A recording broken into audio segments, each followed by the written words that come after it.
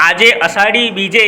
દાહોદ નગરમાં ભક્તિભાવભર્યા માહોલમાં શહેરના હનુમાન બજાર સ્થિત શ્રી રણછોડજી મંદિર ખાતેથી ઉપસ્થિત મહાનુભાવો દ્વારા ચાંદીના સાવરણા વડે પહિંદ વિધિ કરાયા બાદ ચાપતા પોલીસ બંદોબસ્ત વચ્ચે ભક્તિભાવભર્યા માહોલમાં ડીજેના સુરીલા ભક્તિ ગીતો તથા